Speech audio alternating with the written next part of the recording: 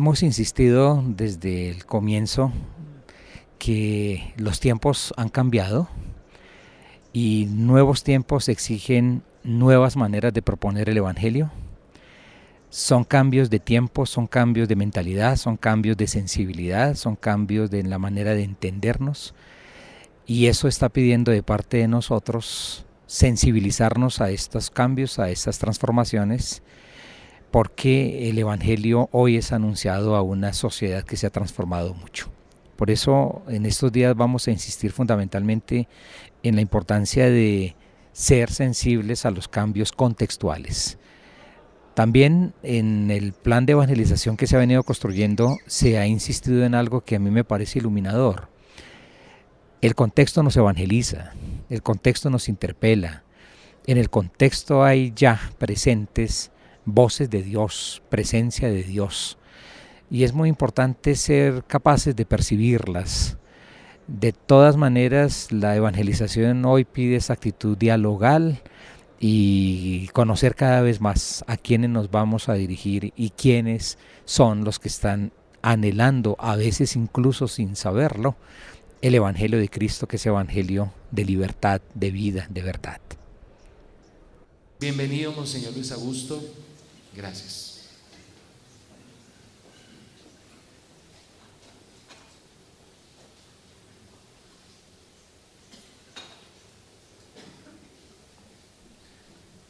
Yo soy más pequeño que quienes hablaron antes, entonces tal vez me alcanzan a ver.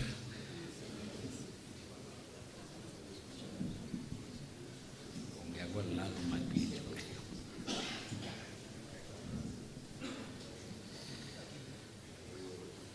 Un saludo al señor cardenal, un saludo a ustedes, hermanos presbíteros y queridos laicos, religiosos también aquí presentes.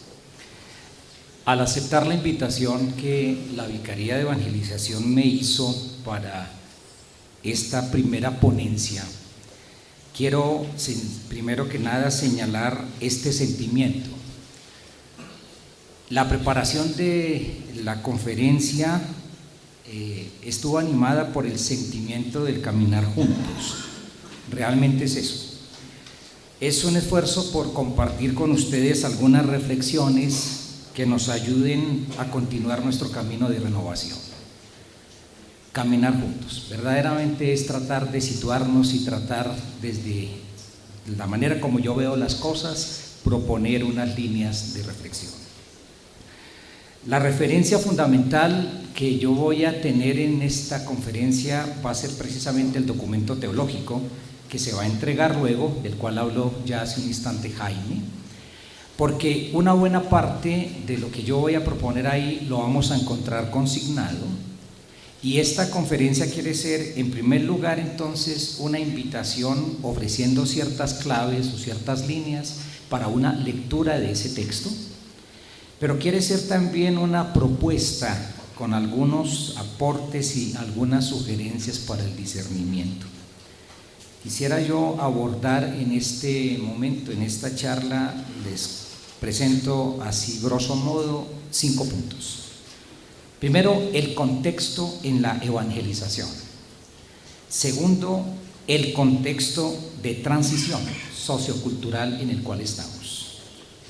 Tercero, lo que yo veo que está a la base de esta expresión sujeto emergente y la problemática que me parece a mí que está a la base de esa expresión. Cuarto, una propuesta que quiero hacer interdisciplinar de comprensión, de conocimiento de lo que llamaríamos más bien las tendencias, las figuras o los rasgos de este sujeto que emerge. Y quinto, unas categorías fundamentales de comprensión que me parecen importantes por lo siguiente, porque podríamos llamarlo de esta manera. Son unos ámbitos antropológicos de una nueva evangelización. No se podrá hacer nueva evangelización si no se tienen en cuenta esto que yo llamo ámbitos antropológicos. Primer punto, el contexto en la evangelización.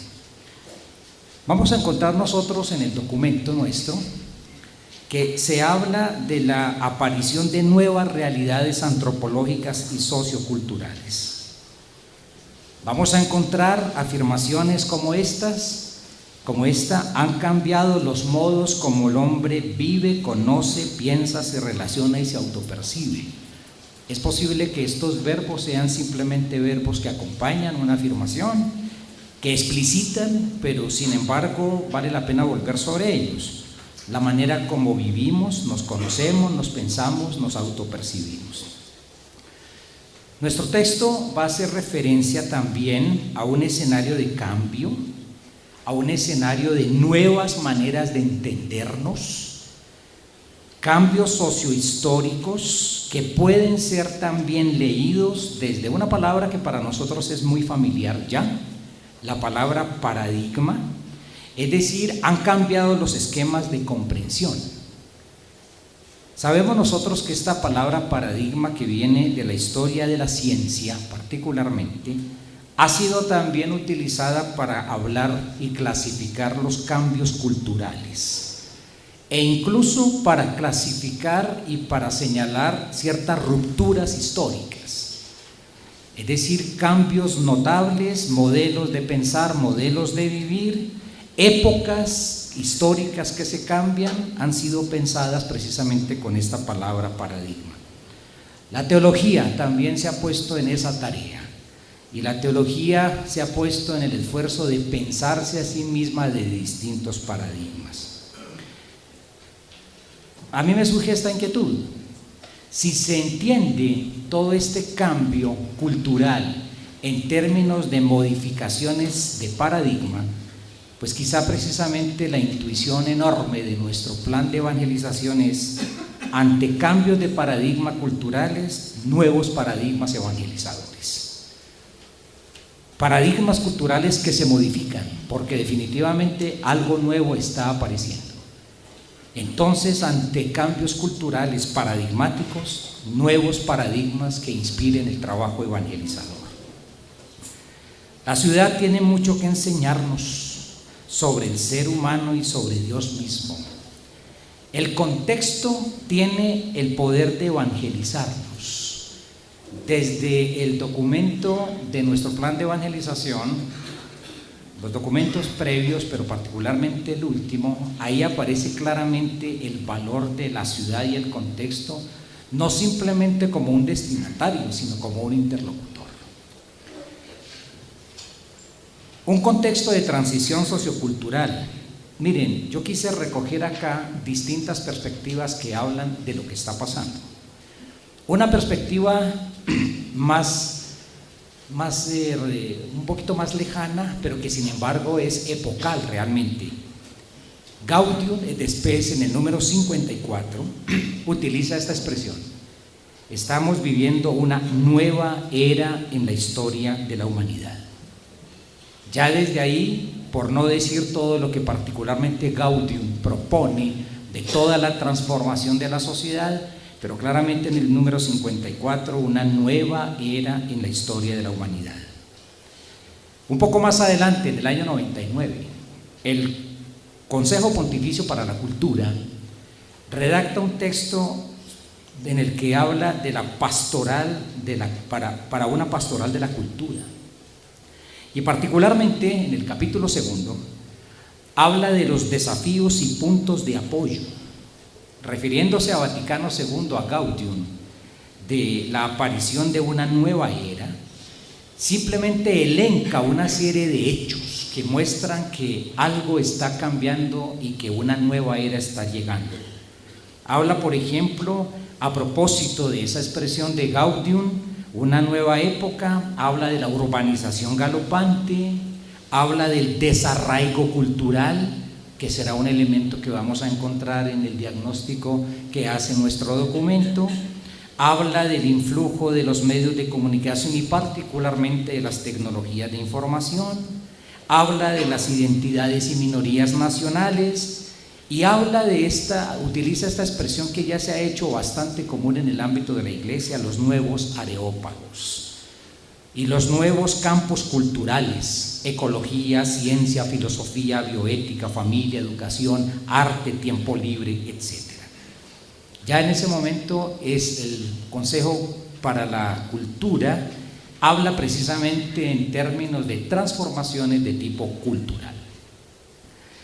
Aparecida, especialmente de los números 43 en adelante, hace referencia a la situación sociocultural. Simplemente nombro algunas características de todo este cambio. Globalización, solamente lo nombro. Por supuesto, todo el campo y la transformación del tema religioso, sobrevaloración de la subjetividad individual, individualismo, ciencia, técnica. Aparecida un poco más adelante, el número también 48, de manera particular habla también de toda esta realidad de violencia que se vive en el contexto latinoamericano, la avidez del mercado, los aspectos positivos de este cambio cultural. El señor Cardenal decía hace un instante, es muy importante situarnos no con una mirada ya que estigmatiza y que descalifica. Ese es el número 52. Es decir, hago referencia a Aparecida en la medida en que Aparecida también abunda en toda una reflexión sobre este contexto nuevo sociocultural que está apareciendo. Algunos teólogos latinoamericanos, yo me encontré con una obra de algunos teólogos que van muy en la línea de todos los trabajos anteriores, especialmente de teología popular y de teología de la liberación, por ejemplo, que han querido tomar como muy de frente el contexto particular de América Latina, y precisamente en una obra llamada El contexto de la misión en América Latina y el Caribe, abordan toda esta problemática, en la cual yo quiero subrayar simplemente algunas palabras de esfuerzos de algunos teólogos latinoamericanos tratando de pensar desde nuestra situación esta problemática del contexto que cambia. La misión en un tiempo de cambios profundos y desafíos culturales insoslayables. Por ejemplo, hace mención a lo siguiente: el cambio de la vida rural hacia la vida urbana, el dinero como subsistencia, cultura y sacramento, o la aceleración del tiempo y la lucha por los espacios. Y este punto a mí me parece especialmente interesante porque lo vamos a encontrar un poco más adelante, y creo yo que es uno de los puntos que al final voy a proponer como categorías que nos permitan leer todo esto, toda esta manera de entender el tiempo y el espacio. Crisis de identidad, conexiones internacionales, etc. Otro teólogo introduce otra categoría que es muy importante, la categoría del conflicto, la dimensión conflictiva en la misión. Y vamos a encontrar nosotros seguramente en la conferencia del pasado mañana, donde se habla del contexto social, que es un contexto de desigualdad, ahí hay una problemática de conflicto. O también la misión ante la crisis económica, y es otra categoría que entra en juego ahí. Miren ustedes los aportes de algunos teólogos latinoamericanos que han querido pensar un poco esto, y los traigo a cuento simplemente para mostrar pues los distintos énfasis que se van haciendo precisamente para tratar de comprender esta transformación. El Papa Francisco en Evangelii Gaudium, del número 61 en adelante, precisamente habla de los desafíos culturales. Quisiera detenerme en esta expresión del Papa en el número 61. Evangelizamos también cuando tratamos de afrontar los diversos desafíos que puedan presentarse. El hecho mismo de afrontar los desafíos y no hacerles el quite ya indica una actitud de evangelización. El hecho mismo de interesarse por los desafíos, el hecho mismo de querer conocerlos y entenderlos, implica ya una actitud evangelizadora. En el número 62, por ejemplo, es una pequeñísima síntesis. Uno puede decir en esas pequeñas síntesis, o es muy indefinida la propuesta, o realmente también aprieta mucho la síntesis. En la cultura predominante, el primer lugar está ocupado por lo exterior, lo inmediato, lo visible, lo rápido, lo superficial, lo provisorio. Lo real cede el lugar a la apariencia. Una frase que es interesante, que la vamos a encontrar un poco más adelante, si efectivamente nos estamos nosotros enfrentando a una cultura donde la densidad de lo real va desapareciendo y van apareciendo otras formas, lo virtual, lo aparente, etc. Habla el Papa en el número 62 del acelerado deterioro de raíces culturales, Y parece precisamente que uno de los problemas de este cambio tiene que ver con los arraigos o desarraigos, y que parece que una de las propuestas verdaderamente apasionantes de la evangelización es la posibilidad de proponer arraigos en una sociedad que cada día tiene menos referentes y menos arraigos. Les enumero luego en los números 63, 64, el Papa sigue hablando de toda esta realidad cultural que va modificándose. De manera particular en el 67 habla de algo que nosotros ya lo hemos escuchado varias veces: el individualismo posmoderno globalizado, que debilita el desarrollo y estabilidad de las personas y de los vínculos. Miren ustedes esas palabras que van apareciendo: desarraigo, debilidad en el desarrollo y estabilidad de vínculos. Bien. Hablará más adelante de los desafíos de la inculturación de la fe y particularmente luego de las culturas urbanas, sobre lo cual voy a volver yo un momento en el número 71 y siguientes. Distintas aproximaciones desde el Vaticano II, el Consejo Pontificio para la Cultura, Aparecida, el Papa Francisco, y me encuentro yo, quisiera hacer mención simplemente a dos aproximaciones también de otro tipo del cambio cultural. Una aproximación de un filósofo francés, Michel Serres, que define el tiempo en que vivimos como el tiempo de las crisis. Y quiero mencionar simplemente un par de expresiones de él, sin entrar en todo el detalle. Él afirma que las transformaciones grandes están tocando tópicos como estos: la agricultura, que tiene que ver con la urbanización, la movilización tan grande que hoy se está dando, los problemas de salud, demografía, conexiones, conflictos. Pero me detengo simplemente, les decía, en un par de afirmaciones que creo yo que van iluminando un poco como ciertas pistas de reflexión y de diálogo. La crisis actual superficial esconde rupturas que pasan en el tiempo, la duración de la historia.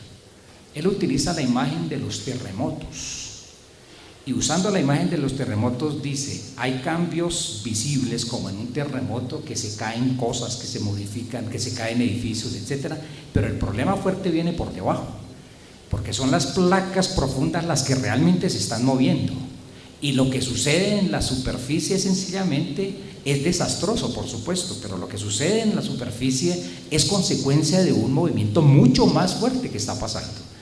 Utiliza esa imagen precisamente para hablar que ciertas crisis que se están dando son resultado de algo oculto, de algo mucho más profundo que se está dando.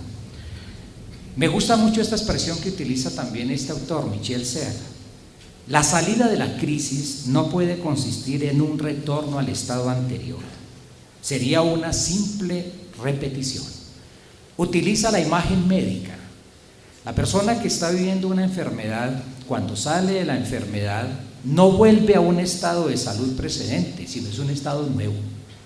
No es recuperar la salud que tenía, sino seguramente es tener un nuevo estado de vitalidad.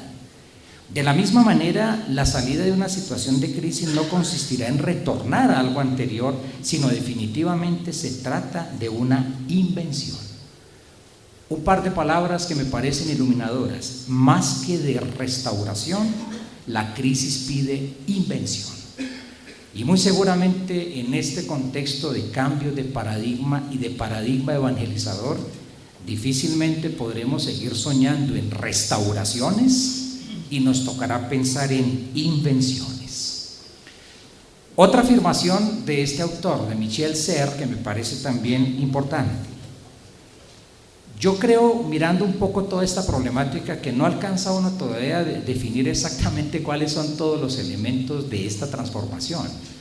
El título que se le ha puesto pues a esta primera parte, este primer tema, ha sido la emergencia del sujeto, un sujeto emergente, que apenas va apareciendo.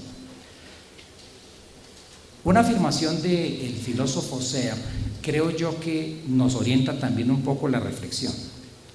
La importancia de un evento puede medirla uno o por aquello a lo cual da lugar, que en el caso, pienso yo, de la transformación cultural todavía no es claro, o lo otro que dice el filósofo, que me parece muy oportuno: La importancia de un evento se mide según la dimensión de lo que termina. Hay algo grandísimo que está quedando atrás y la importancia de esto no se mide por lo que va a aparecer, porque todavía es incierto lo que va a aparecer. Pero es clarísimo que estos cambios que se están dando tienen una gran importancia porque están cerrando un capítulo y están cerrando una era. Y la importancia de muchos eventos se mide sobre todo por eso, por aquello que clausuran, por aquello que dejan atrás. En una perspectiva completamente diferente a esta del filósofo Serre, quisiera mencionar simplemente el aporte del premio Nobel Mario Vargas Llosa. Hace unos años conocimos nosotros que escribió un libro que se llamó La civilización del espectáculo, donde él particularmente se detiene en el término cultura, para decir aquello que en otra época se llamaba cultura, se ha cambiado totalmente. Y lo que se llamaba cultura se volvió farándula, se volvió recreación, se volvió distracción, pero más allá de eso, llamo la atención porque ahí hay también, desde otro registro, no es el registro de la especulación filosófica, no es el registro tampoco del análisis sociológico, es el registro también un poco, no solamente literario, pero desde ahí también hay un diagnóstico sobre este cambio cultural en términos de civilización del espectáculo. Él pasa revista a una serie de hechos de la cultura contemporánea y lo que está pasando. Un breve discurso sobre la cultura, una referencia al famoso Prohibido Prohibir del año 68, una referencia a toda esta transmutación que está viviendo también el fenómeno del erotismo, cultura, política y poder, y dedica todo un capítulo al tema del opio del pueblo. ¿Y qué pasa en este momento también con el tema religioso? Será abordado mañana. Pero es bien interesante cómo este autor, este premio Nobel, quiere mirar desde esa transformación de la cultura una serie de tópicos que realmente identifican puntos de transformación de la sociedad de hoy. La Arquidiócesis de Bogotá, en su documento teológico, también ha abordado el problema. Ha abordado el problema del nuevo contexto, lo urbano como contexto, las nuevas culturas, y quiero señalar una palabra que nos vamos a encontrar todos en la lectura del documento, la palabra contrastes. Jaime decía hace un instante acá, utilizaba la palabra de la complejidad, el pensamiento complejo. Algunos autores manejan esto, pero utiliza la palabra complejidad. Yo resalto en nuestro documento la palabra contrastes, porque si hay algo absolutamente claro es que una mirada a nuestra sociedad de hoy, a nuestra Bogotá de hoy, nos muestra una ciudad contrastante, donde se mezclan tradición y modernidad, donde se mezclan arraigo y desarraigo, globalidad y particularidad, inclusión, exclusión, personalización, despersonalización, lenguaje secular, lenguaje religioso, homogeneidad, pluralidad, cultura urbana, pluriculturalismo. Bien interesante que tengamos nosotros desde ya, quizá para nuestro diálogo, pero yo pienso que en el fondo esto ha atravesado la construcción del plan de evangelización. En los retiros espirituales, en una de las orientaciones, yo les proponía qué es esto de una espiritualidad para unos tiempos de transición. Y hoy podríamos decirlo también, ¿qué significa esto de un esfuerzo de evangelizador en una cultura de contrastes? El documento que recibiremos hablará de la gran transición sociocultural y particularmente hace referencia a tres grandes características mayores de esa transición: dinamicidad, heterogeneidad y complejidad. Jaime mencionó ya una de esas. Heterogeneidad, ahí hay algo también cercano al tema del pluralismo, y definitivamente una sociedad terriblemente veloz. Veloz en muchas cosas, veloz en la manera como se comunica, veloz en la manera como transforma los tipos de relaciones, veloz en la manera de comunicarse. Y frente a eso, pues nuevamente aparece en el fondo, y será objeto del diálogo posterior, me imagino, precisamente nuestra propuesta de evangelización. Quiero señalar de manera particular en el documento la referencia que hace el documento a la convivencia actual en nuestra sociedad de tres tipos de mentalidades. Y tres tipos de mentalidades que se pueden dar simultáneamente en una misma persona, que se pueden dar simultáneamente en una misma comunidad. La mentalidad premoderna, la mentalidad moderna y la mentalidad posmoderna. Incluso en el documento encontraremos que se dice: yo puedo ser una persona premoderna en términos, por ejemplo, de valores morales, pero puedo ser una persona absolutamente posmoderna en la manera de expresar estéticamente ciertas vivencias. Es decir, se puede dar simultáneamente en las personas todo esto. La mentalidad premoderna la define nuestro documento: un conocimiento espontáneo en el mundo, más bien acrítico, y en lo cual también se sentía siempre este hálito y esta presencia divina.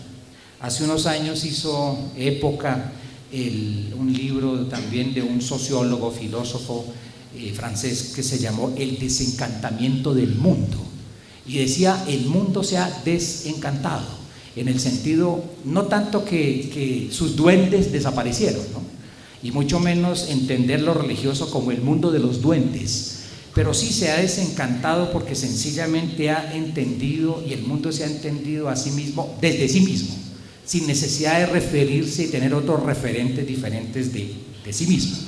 El desencantamiento del mundo, a lo cual después algunos reaccionaron diciendo el reencantamiento del mundo, con el famoso retorno de lo religioso.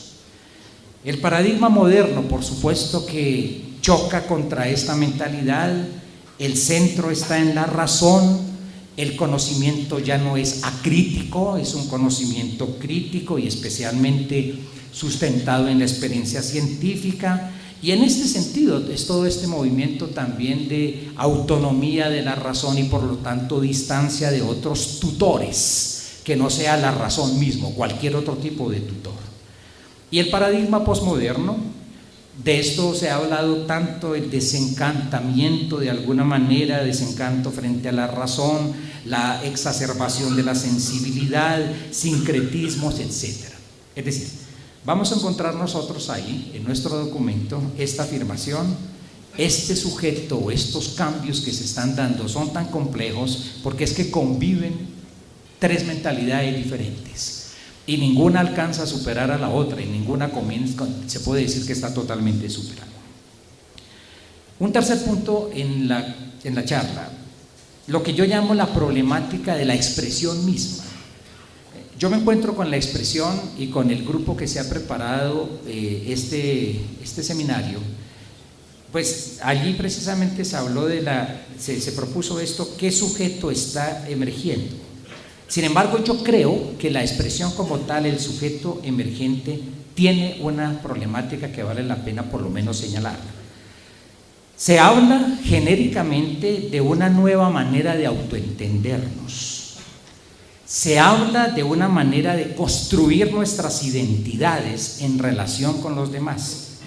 Pero yo quisiera simplemente, a manera de provocación, como en el diálogo, decir esto: yo siento que la expresión sujeto emergente es problemática por varias razones.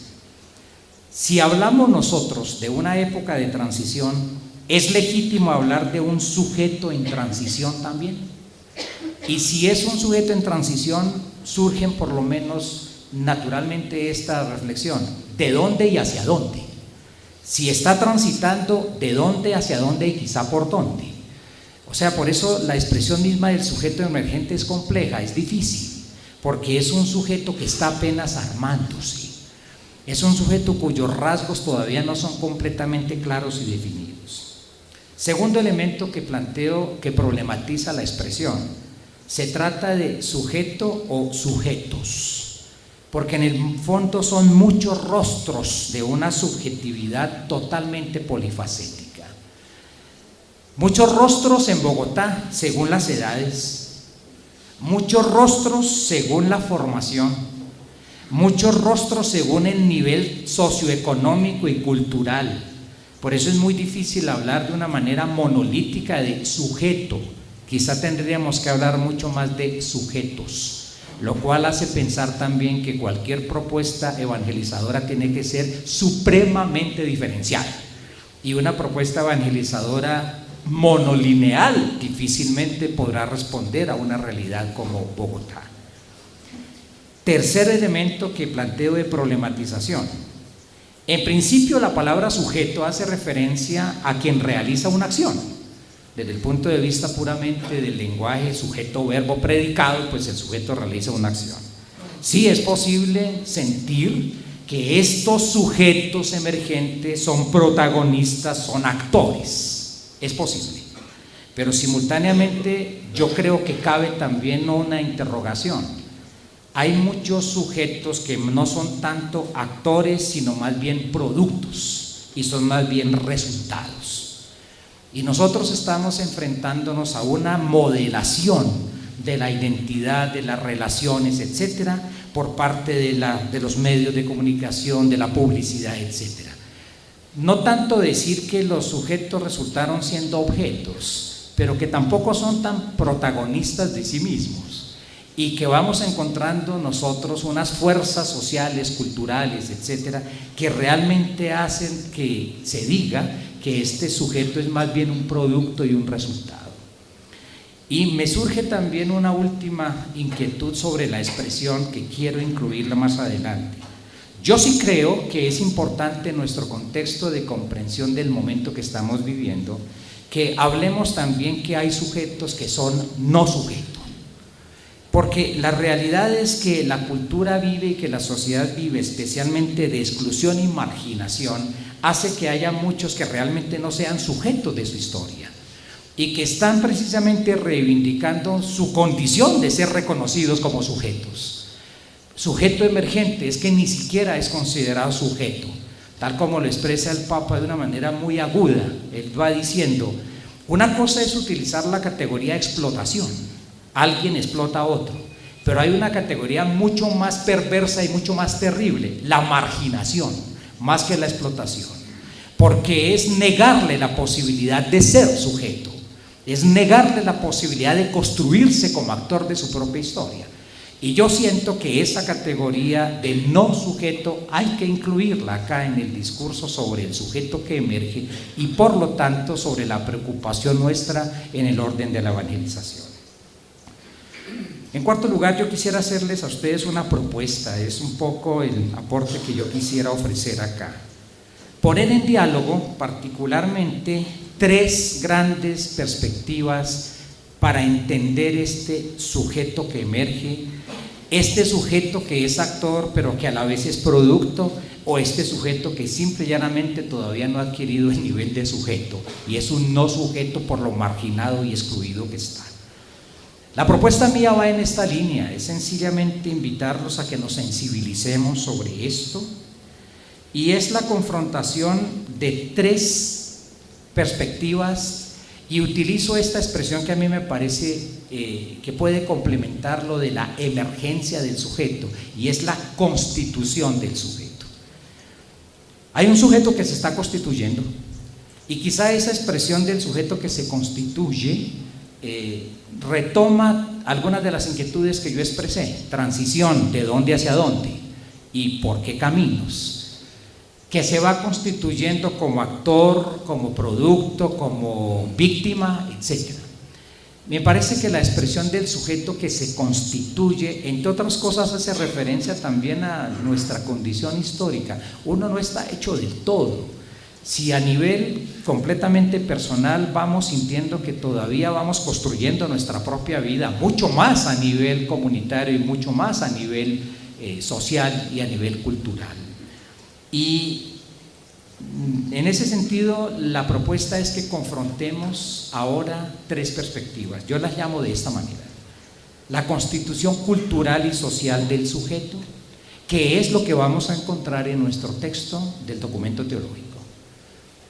La comisión que redactó el documento se centró en unos rasgos de este sujeto que emerge.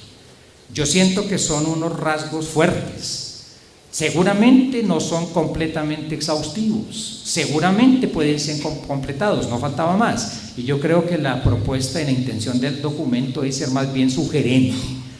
Entonces, lo que vamos a encontrar, y a eso haré mención yo en este momento, en una primera instancia, es lo que yo llamo la constitución cultural y social del sujeto.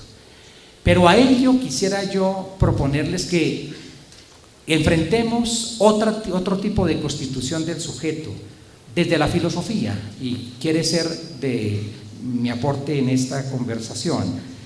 La constitución que yo llamo de toda una corriente de antropología filosófica que pienso yo que tiene unos recursos de comprensión de este tema muy fuerte, que es toda esta propuesta de una antropología hermenéutica del sujeto. El sujeto se va armando y se va constituyendo. Pero creo yo que es interesante hacer este ensayo a la propuesta de una constitución sociocultural del sujeto, confrontada con una constitución hermenéutica, la constitución evangélica del sujeto. Porque si hay algo a mí me parece que puede ser interesante en todo este discurso, es la convicción de que el evangelio tiene la capacidad de construir existencias, que el evangelio tiene la capacidad de construir historias, que el evangelio tiene capacidad de construir sujetos, que el evangelio lo que se juega finalmente es la construcción de un proyecto humano. Eso está en juego en el evangelio. Y a mí me parece que puede ser interesante entre la constitución sociocultural, tal como la describe nuestro documento, y la constitución evangélica, la mediación de una comprensión filosófica de esto. En esta aproximación desde la filosofía, la antropología hermenéutica, señalo yo esto. A mí me parece que hay una serie de categorías que son muy interesantes para pensar todo esto. La categoría de la acción, por ejemplo. La acción que va en doble sentido. ¿Es la acción que uno realiza o es la acción que uno sufre? Porque también, así como somos nosotros también positivamente influyentes, también podemos ser víctimas de la acción de otros. La categoría que nos hace pensar en esto. Definitivamente la identidad de una persona puede decirse es una identidad plural. Plural, y usando esta expresión, que se declina, que se realiza de distintas maneras, no es monolítica. Vuelvo a decir yo, no solamente desde el punto de vista cultural, sino aún a nivel individual. Miren, ustedes y yo, cada uno individualmente en la vida juega muchos roles, y esos roles nos hacen pensar que la identidad es plural. Por supuesto es de una sola persona con un proyecto definido, sí, pero los ámbitos de interacción son múltiples, y eso legitima que pensemos que la identidad es plural, que se declina de distintas maneras según las distintas capacidades que el ser humano tiene, ¿no? Hoy andan diciendo en la radio, todos se unieron con la frase yo soy capaz, yo soy capaz, yo soy capaz de, ¿no? Pues precisamente hay una línea muy interesante de toda esta antropología hermenéutica que quiere poner de relieve eso, de qué somos capaces nosotros. Y qué interesante precisamente que también los proyectos de evangelización apunten hacia allá, apunten hacia desarrollar las capacidades más fundamentales que un ser humano tiene. Me parece que este concepto de una identidad plural, que es coextensiva con el conjunto de la actividad humana, y me encuentro particularmente en esta propuesta una indicación para mí preciosa. En el fondo, la identidad de una persona se construye poco a poco, descifrando poco a poco también los símbolos, los textos y las acciones de su existencia. Aquí detrás de esto, quienes lo conocen un poco, pues por supuesto está la propuesta que a mí me parece muy iluminadora del filósofo Paul Ricoeur. Uno finalmente va construyendo su vida haciendo exégesis de sus obras, haciendo exégesis y haciendo el ejercicio de descifrar sus acciones, sus textos y también sus símbolos. Y creo que esta construcción de identidad pasa por ahí. Uno realiza acciones, uno tiene un mundo simbólico en el cual vive y también uno tiene una textualidad propia. Creo yo que la confrontación de estas tres perspectivas, una constitución social, sociocultural, una constitución hermenéutica y evangélica del sujeto, nos puede ofrecer unas pistas interesantes. Un último elemento metodológico, y ya pasamos al quinto punto propiamente de la Constitución. A mí me parece que hay una teoría que propone la hermenéutica de este filósofo Ricoeur que es supremamente interesante. Él desarrolló toda una teoría que la llamó de esta manera, la triple mímesis. Hace referencia un poco al origen en Aristóteles, pero fundamentalmente consiste en lo siguiente. Él dice esto: toda situación, toda persona vive un contexto familiar en el cual está. Un contexto familiar que cada uno lo tiene, un contexto en el cual uno vive, se piensa, se relaciona, etc. Eso es lo que él llama el mundo de la prefiguración. Pero él dice, cuando ese mundo natural que cada uno ha venido construyendo se confronta al texto, y en este caso yo estoy pensando en el texto bíblico, estoy pensando en el Evangelio, y él llama a ese texto con el cual se confronta el mundo cotidiano, ordinario en el cual uno vive, prefigurado, y el texto él lo llama la figura. Es posible dar como resultado un mundo refigurado. Lo prefigurado, una vez que se enfrenta con la figura que es la palabra, y en este caso el Evangelio, es posible que sea refigurado. A mí me parece que podríamos leer esta problemática desde ahí. Leamos los rasgos que van a ser descritos como rasgos mayores de este sujeto emergente, como este mundo prefigurado es lo que constatamos hoy, y es lo que constatamos hoy no necesariamente entrando en juicios de valor. Eso es malo que esté sucediendo, es malo que seamos individualistas. Yo quisiera hablar inclusive más de rasgos, de pronto de tendencias, porque cuando uno habla de rasgos habla de cosas ya definidas, mientras que tendencias pues habla uno de ciertos movimientos que están como apareciendo. Pero sí, la propuesta es que si no hay la convicción de que el Evangelio de Cristo tiene la posibilidad de refigurar, de darle un rostro totalmente nuevo a la experiencia que uno vive, pues difícilmente se podrá precisamente ver el interés que tiene el pensar en todo este sujeto que emerge, e insisto, porque en el Evangelio precisamente hay una propuesta de existencia y hay una propuesta de construir vida humana. Con estos elementos entonces les propongo. Nuestro texto nos va a ofrecer 5 grandes rasgos característicos del sujeto emergente. Yo quiero agregarle uno, el sexto.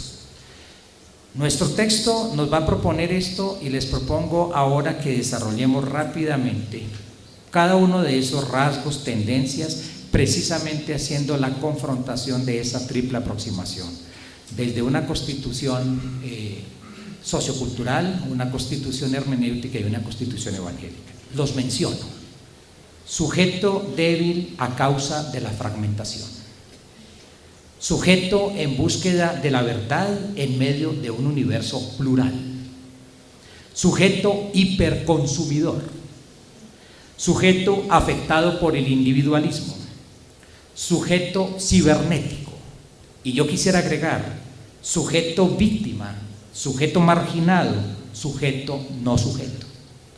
Ahora, a cada una de estas maneras de caracterizar el sujeto que emerge, yo quisiera darle otra denominación.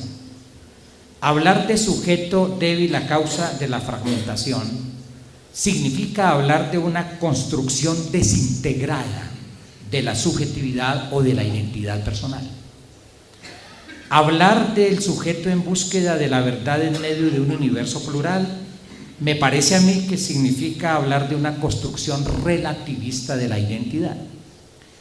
Hablar del sujeto hiperconsumidor, y el texto lo insinúa así, significa hablar de una construcción hedonista de la identidad. Sujeto afectado por el individualismo, construcción solitaria de la identidad. Sujeto cibernético, construcción tecnológica. Y la última, construcción violenta y agresiva de la identidad. Digo yo que me detengo simplemente en estos rasgos que señala precisamente nuestro documento, agregándole uno, y después de esto pues haciendo ese ejercicio de confrontación.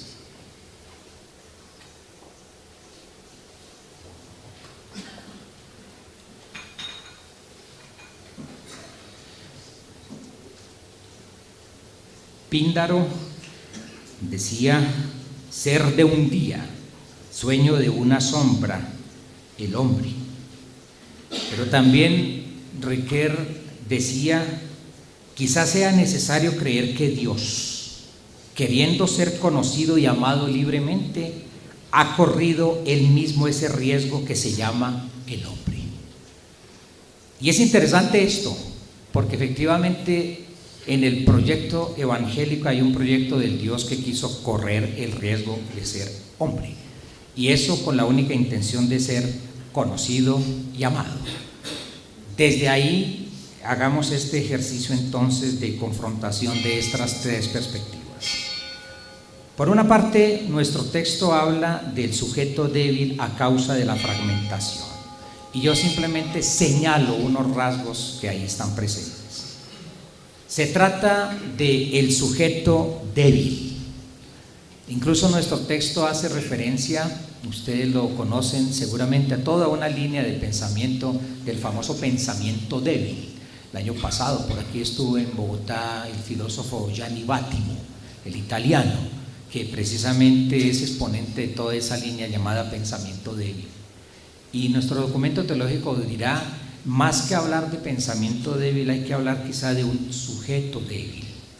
Un sujeto débil que no tiene piso, que le falta piso firme, que no tiene referentes en el camino. Un sujeto que se construye a pedazos. Me gustó esta expresión: un sujeto que se construye como rompecabezas, que se construye como fragmento. Y nosotros constatamos quizá todas estas fragilidades en la sociedad de hoy, en muchos ámbitos: fragilidades afectivas, fragilidades en los proyectos de vida, fragilidades en la voluntad, fragilidades en la posibilidad de emprender ciertos proyectos que tengan un cierto alcance, un largo alcance. También esta debilidad constitutiva es presentada como ausencia de un proyecto unificado de vida. Por eso se construye como rompecabezas y a pedazos, y una vida completamente parcelada. A esta descripción primera de este rasgo, yo quisiera enfrentar, o quisiera ponerla en diálogo, con una categoría muy rica en significado y en posibilidades que ofrece especialmente esta antropología hermenéutica.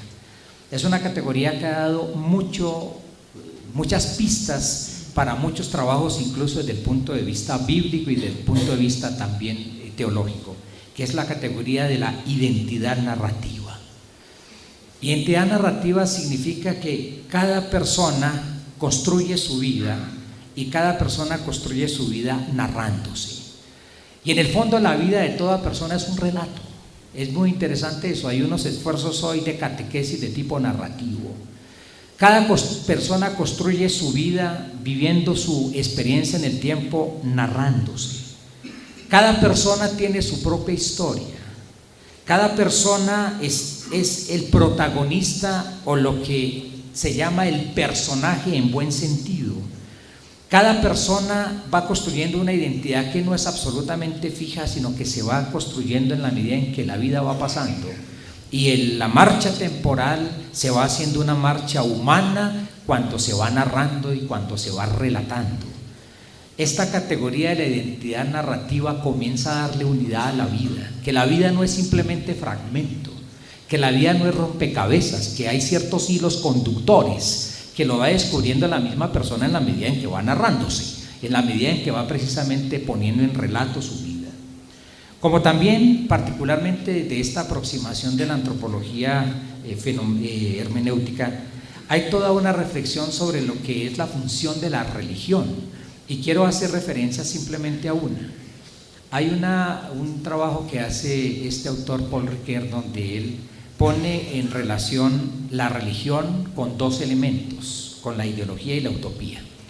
Y él dice esto: la ideología tiene una función dentro de las sociedades, y es una función de darle estabilidad a la vida, como la utopía tiene también una función que es ofrecerle un cierto horizonte, un cierto futuro. Y en ese sentido dice: la religión tiene que ser capaz precisamente de darle a una persona simultáneamente un arraigo de pertenencia, pero simultáneamente también ofrecerle un horizonte de futuro y un horizonte de esperanza. En este sentido, esta categoría también que utiliza esta antropología hermenéutica de lo religioso como capaz de dar raíz y lo religioso como capaz también de ofrecer horizonte, me parece a mí que es útil en este diálogo con ese primer rasgo del sujeto fragmentado, del sujeto despedazado que se construye como rompecabezas. Sí existe la posibilidad de una constitución evangélica del sujeto, y particularmente pienso yo, por ejemplo, en textos como el texto de la Samaritana. ¿Qué encontramos nosotros en el texto como de la Samaritana? Es toda una historia que se entiende, que se construye y que se reconstruye desde la presencia de Cristo. Sí existe en el Evangelio la posibilidad de darle cohesión a la vida cuando la vida y la historia personal se piensa no solamente como historia personal, sino como historia de salvación. La adhesión a la persona de Jesús ofrece perspectiva de sentido. Miren ustedes esta expresión del Papa Francisco en Evangelii Gaudium número 75. El sentido unitario y completo de la vida humana que propone el Evangelio es el mejor remedio para los males urbanos. El Evangelio propone un sentido unitario y completo de la vida. Y más aún dice, aunque debamos advertir que un programa y un estilo uniforme e inflexible de evangelización no son aptos para esta realidad. Hay una propuesta de sentido unitario y completo que permite pensar que la vida acontece como narración de fe. Y qué interesante es precisamente, yo siento que en esa línea muchos proyectos de catequesis van precisamente en la línea de reconstruir toda una historia a la luz de la historia de salvación, porque también la identidad del creyente se va construyendo en la medida en que se va narrando, y particularmente la palabra del Señor, que es fuertemente narrativa, permite también darle unidad a una vida que puede ser construida de manera fragmentaria y como rompecabezas. Segunda tendencia y segundo rasgo: un sujeto en búsqueda de la verdad en medio de un universo plural. Particularmente nuestro texto va a señalar, creo yo, básicamente estos tres rasgos: subjetivismo en el conocimiento y provisionalidad de la verdad por la indiferencia, por el relativismo. Y quiero llamar la atención sobre esto: narraciones pequeñas, narraciones parciales y locales, coyunturales. Es muy difícil hoy hablar de grandes propuestas doctrinales, se habla más bien de relatos pequeños que lo orienten a uno un poquito.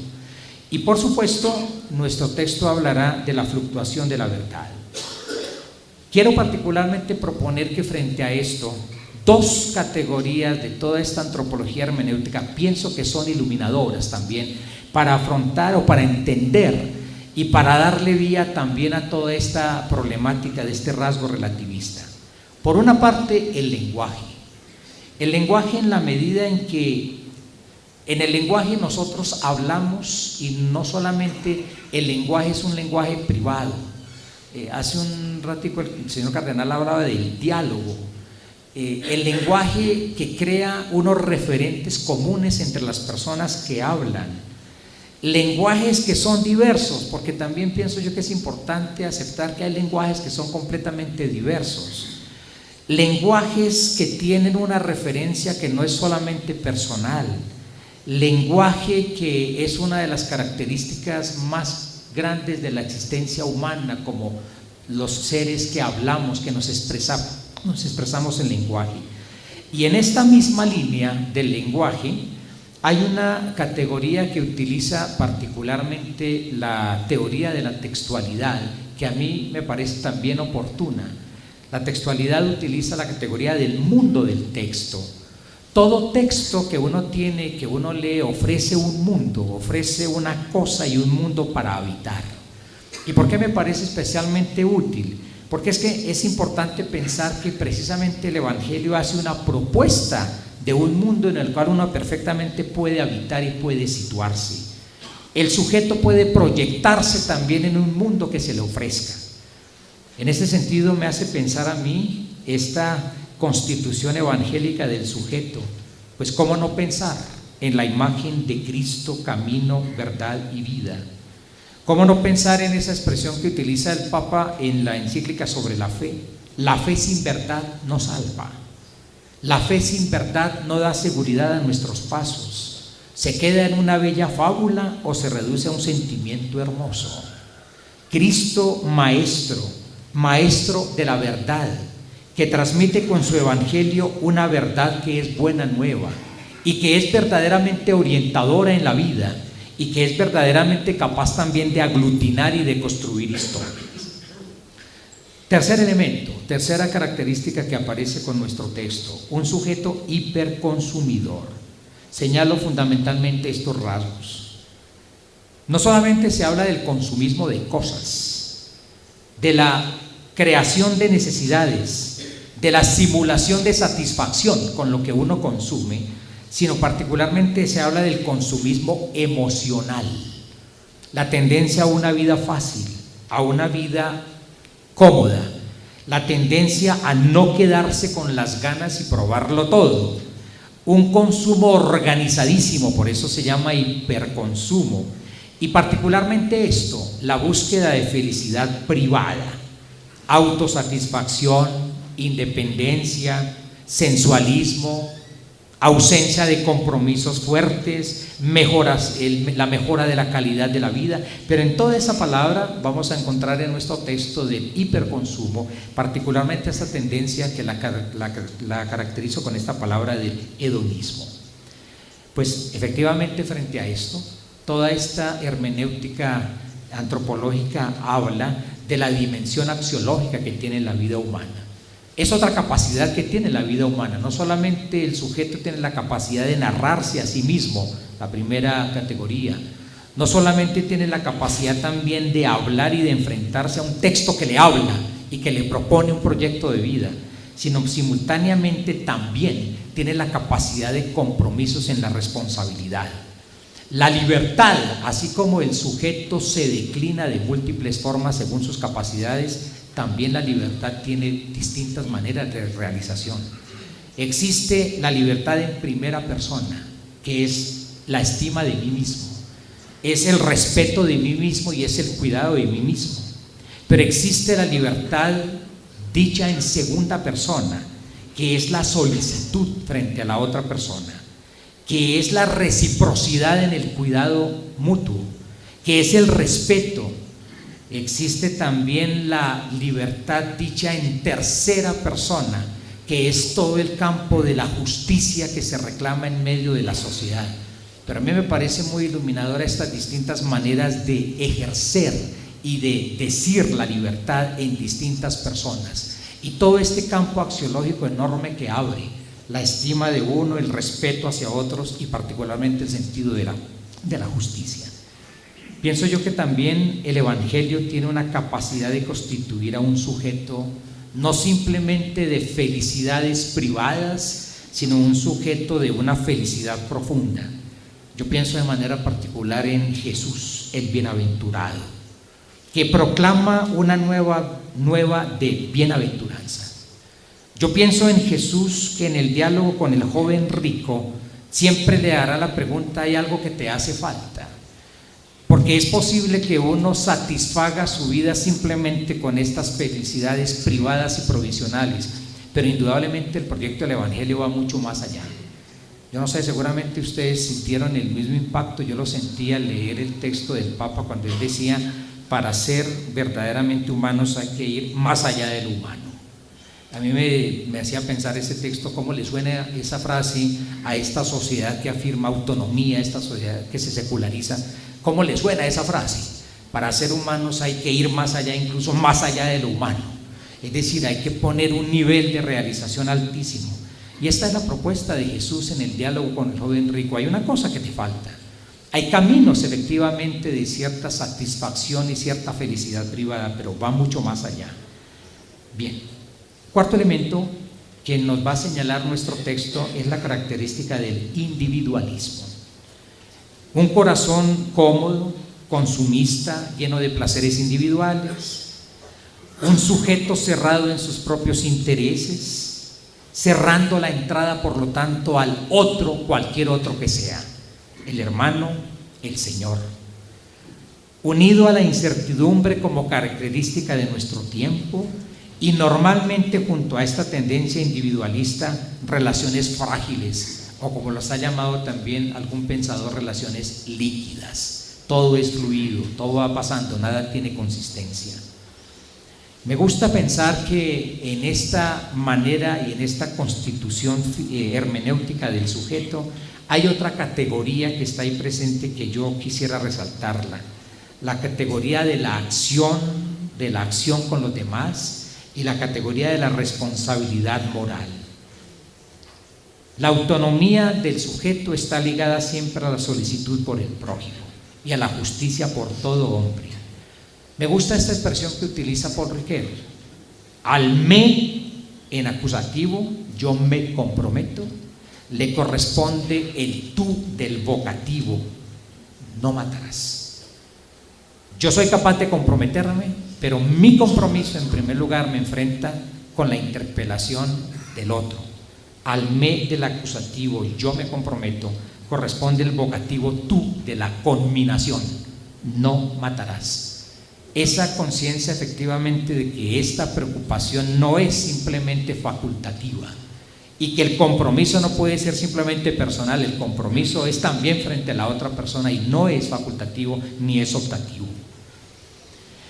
Me parece a mí que en este sentido hay unas luces acá, quisiera simplemente sugerirlas. La constitución evangélica del sujeto individualista. Pienso yo que la figura particularmente de Jesús en la cruz es el buen pastor que da la vida. Es la gran afirmación que para renacer es necesario perderse a sí mismo.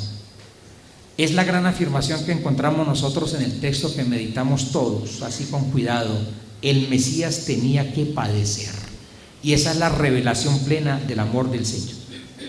Es la gran manifestación de las pequeñas comunidades de la iglesia y las pequeñas comunidades capaces de promover prácticas solidarias.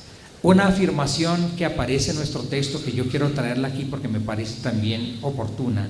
La identidad católica es precisamente católica, es decir, es abierta, es capaz de ser acogedora, es capaz de ser universal. Y en este sentido, esta tendencia completamente individualista puede ser refigurada evangélicamente desde Jesús en la cruz, desde una comunidad fundamentalmente católica. Bien, siguiente rasgo, el sujeto cibernético. Aquí sí yo me detengo brevemente porque ustedes van a encontrar una cantidad de alusiones de toda esta transformación de las tecnologías. Cómo lo virtual se ha vuelto un nuevo lugar de habitación. Se habita lo virtual e incluso otros espacios de habitación van perdiendo fuerza. Se manejan simultáneamente muchas informaciones. Hay un pequeño texto que leo del filósofo Michel Serres precisamente, hablando de los jóvenes. Los jóvenes son formateados por los medios y por la publicidad. Los muchachos habitan lo virtual. Las ciencias cognitivas muestran que el uso de la tableta, la lectura, la escritura con el pulgar de los mensajes, la consulta de Facebook, Wikipedia, no excitan las mismas neuronas ni las mismas zonas corticales que el uso del libro, de la tiza o del cuaderno. Pueden manejar diversas informaciones a la vez. No conocen, integran o sintetizan de la misma manera que nosotros sus ascendientes. Por el celular acceden a todas las personas. Por el GPS están en todos los lugares. Ellos frecuentan un espacio topológico de vecindades, mientras que nosotros vivimos en un espacio métrico referido por distancias. Mejor dicho, no habitan nuestro mismo espacio. Y esta manera de caracterizar todo el influjo de este sujeto cibernético hace pensar efectivamente en la emergencia de algo completamente nuevo. Miren, yo me encontré con esta lectura que hace Michel Serres de lo siguiente. Él dice, hubo dos grandes cambios en la época, en la historia de la humanidad, asociados a la manera como se conserva información. Primer cambio, cuando se inventó la escritura. Segundo gran cambio, cuando apareció la imprenta. Pero asociados a esas maneras de acumular información surgieron movimientos enormes. Cuando apareció la escritura, apareció la matemática. Cuando apareció la imprenta, apareció la ciencia moderna. Y ahora estamos asistiendo nosotros a una nueva manera de acumular información de una manera bárbara, que es la informática. Y muy seguramente va a dar lugar a la aparición de algo tan supremamente fuerte como en su momento fue la escritura, la matemática, como después en el Renacimiento fue la ciencia moderna, y algo está también gestándose hoy. Decía yo hace un instante, precisamente, los eventos a veces se miden no por aquello a lo que dan lugar, sino aquello que cierran. Y parece que aquí hay algo nuevo que está saliendo y que muy posiblemente, solamente utilizando las maneras de acumular información, están también dando lugar a algo completamente nuevo que todavía nosotros no conocemos. La filosofía hermenéutica nos habla de un sujeto en interlocución. Hay una diferencia entre conectividad y colectividad. Estar conectados no significa necesariamente estar en colectividad. Y quizá uno de los elementos mayores de todo ese cambio es ese. Es decir, la falta de una interlocución directa, porque el hecho de estar conectados no significa que construyamos colectividad. La figura evangélica que yo propongo acá, por supuesto, es la figura del Señor Jesús siempre presente. Me parece que todo este tema de la mentalidad informática y cibernética, quiero señalar solamente un elemento para quizá nuestro diálogo, el elemento de la comunicación y de la presencia. Y si hay algo de lo cual habla el Evangelio, es de la presencia de alguien que estará con nosotros. Ayer lo leíamos, aquel que donde 2 o 3 están reunidos, aquel que se presenta como vid en la cual uno se injerta. No es una comunicación virtual, sino absolutamente real. A mí me parece que aquí en el Evangelio hay la posibilidad de potenciar ese binomio llamado respuesta, y eso pienso yo que es un desafío hoy. En el fondo yo no sé qué tan se sienta uno contestando en un internet y contestando con el dedo en el celular, que se siente en una interpelación como solamente la presencia lo hace. Somos llamados por, pero simultáneamente somos llamados hacia. Ese por y ese hacia de un llamamiento y de una tarea misionera no está tan presente en todo este tipo de comunicación virtual. Cristo está presente en una comunidad. Conectividad no es colectividad. Y finalmente, el otro elemento que yo quiero proponer, que no está explícitamente señalado en el documento, pero que me parece a mí que es legítimo también plantearlo, que es este sujeto víctima, sujeto marginado, sujeto no sujeto. El Papa Francisco, en el número 74 de Evangelii Gaudium, dice esto: aunque hay ciudadanos que consiguen los medios adecuados para el desarrollo de la vida personal y familiar, son muchísimos los no ciudadanos, los ciudadanos a medias o los sobrantes urbanos. Y esa realidad también de escenarios de protesta masivas precisamente son señales de reivindicaciones de participación, libertad, justicia, etc. Les invito a que seamos también conscientes. En la conferencia seguramente pasado mañana se va a tocar ese tema, pero a mí me parece que es legítimo que tengamos en cuenta en nuestro diálogo que sí existen algunos que son no sujetos todavía. La hermenéutica antropológica habla del sujeto no solamente actuante, sino sufriente. Habla también del sujeto que no solamente hay formas de acción hay formas de acción contra. Hay formas de acción efectivamente que son opresoras, y en ese sentido una propuesta de axiológica y moral. La ética tiene, así como hablábamos de las distintas maneras de la libertad en primera persona, en segunda persona, en tercera persona también, la ética tiene también esas dimensiones, una dimensión personal, una dimensión dialogal que es la solicitud, la mutualidad, el respeto, y una misión institucional también. El Evangelio nos hace una propuesta de una configuración del sujeto sufriente, la parábola del buen samaritano, la parábola del juicio final. ¿Y quién es mi prójimo? ¿Quién se hizo prójimo? El hermano pobre como escritura de Dios, yo lo propuse en una de las charlas del retiro, o sencillamente esa expresión fuerte: tuve hambre y me dieron de comer. En el número 75, Evangelii Gaudium dice esto: la proclamación del Evangelio será una base para restaurar la dignidad de la persona humana en estos contextos, porque Jesús quiere derramar en las ciudades vida y vida en abundancia. Bien, quisiera terminar con esta última reflexión. 5 categorías que nos presenta, o 5 rasgos que nos presenta nuestro documento, y yo le agrego uno: el rasgo del no sujeto. La propuesta es que podemos tener como clave de lectura todo esto, esa primera descripción desde el cambio cultural, confrontado con algunos elementos de esta antropología filosófica, y luego la posibilidad de la constitución evangélica. Quizá hay más rasgos, no faltaba más. Aquí yo he señalado 6 y habrá otras aproximaciones que hablarán de más. Pero de manera especial quisiera como hacerlos confluir en lo siguiente. Miren que en el número 72, cuando el Papa habla de la cultura urbana, usa esta frase: en la ciudad lo religioso está mediado por diferentes estilos de vida, costumbres asociadas a un sentido de lo temporal, de lo territorial y de las relaciones. Miren los 3 elementos que señala: lo temporal, lo territorial y las relaciones. En el número 74 vuelve a hablar: relaciones con Dios, con los otros y con el espacio, y valores fundamentales. Todos estos rasgos que yo he procurado describir desde distintos ángulos, me parece a mí que se pueden concentrar en lo siguiente. Definitivamente los cambios que se están dando hoy tienen que ver con un nuevo sentido de la manera de vivir el tiempo, una nueva manera de entender el espacio y lo territorial, una nueva manera de entender las relaciones, una nueva manera de entender la acción y una nueva manera de entender la identidad.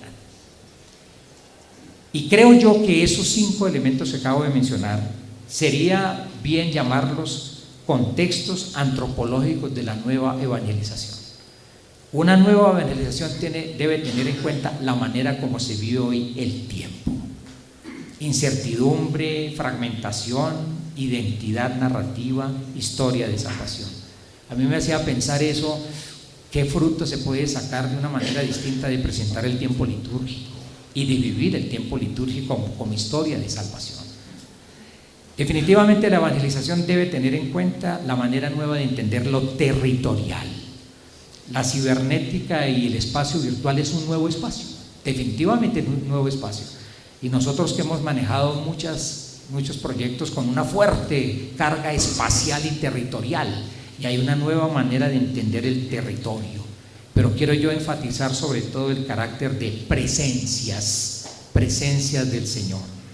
Una nueva manera de entender lo relacional, definitivamente, en el individualismo, en la difícil conexión a través del internet, y esta propuesta del Evangelio de ser un Padre nuestro que nos acoge a todos. Una nueva manera de entender la acción, porque es que hay acciones positivas, pero hay acciones victimarias, hay acciones en contra. Una nueva manera de entender precisamente esta imagen desde Jesús: una cosa te falta, haz esto, o el Señor que lava los pies. Y finalmente la identidad. Jesús nos llama a sus discípulos, sus amigos, frente a toda esta felicidad hedonista, relativista, etc. 2 textos chiquiticos para concluir. A mí me llamó la atención que el Papa en Evangelii Gaudium, y nuestro texto también, va a hablar de la palabra testimonio, que frente a todos estos nuevos lenguajes y expresiones parece que la palabra testimonio adquiere un elemento fuerte. Pero quisiera compartirles a ustedes esta reflexión sobre testimonio que da el filósofo Gabriel Marcel, que a mí me parece que tiene una fuerte penetración, es muy iluminadora la manera como la describe. Dice así: el testigo no es solamente y no es verdaderamente aquel que observa o que constata. En primer lugar, parece que eso sea. Yo soy testigo porque vi algo, porque constaté algo. El testigo es aquel que da testimonio. Y este testimonio no es un simple eco, subrayo esto, sino que es una participación y una confirmación.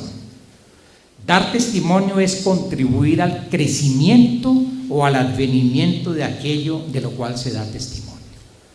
Es distinto de simplemente hablar. El testigo del Evangelio da testimonio, es decir, contribuye a que crezca y advenga aquello de lo cual da testimonio. Y eso efectivamente le da un valor absolutamente diferente al simple hecho de hablar y decir cosas del Evangelio sueltas. Permite que crezca y que advenga aquello de lo cual da testimonio. Y finalmente el número 75 de Evangelii Gaudium. Yo siento que es una invitación del Papa que de corazón propongo que al final de esta charla la retomemos. Pero vivir a fondo lo humano e introducirse en el corazón de los desafíos como fermento testimonial en cualquier cultura, en cualquier ciudad, mejora al cristiano y fecunda la ciudad. Vivir a fondo lo humano e introducirse en el corazón de los desafíos como fermento testimonial. Creo yo que es una afirmación provocadora que nos invita al Papa pues a vivir a fondo esta realidad que se está viviendo hoy y meternos de lleno en una gran transformación cultural que da lugar, yo decía hace un instante, no a un sujeto que emerge, sino a muchas tendencias de toda una mutación antropológica que está viviendo hoy, a la cual creo yo que tiene posibilidad de responder el Evangelio. Bien, muchísimas gracias. Era un aporte.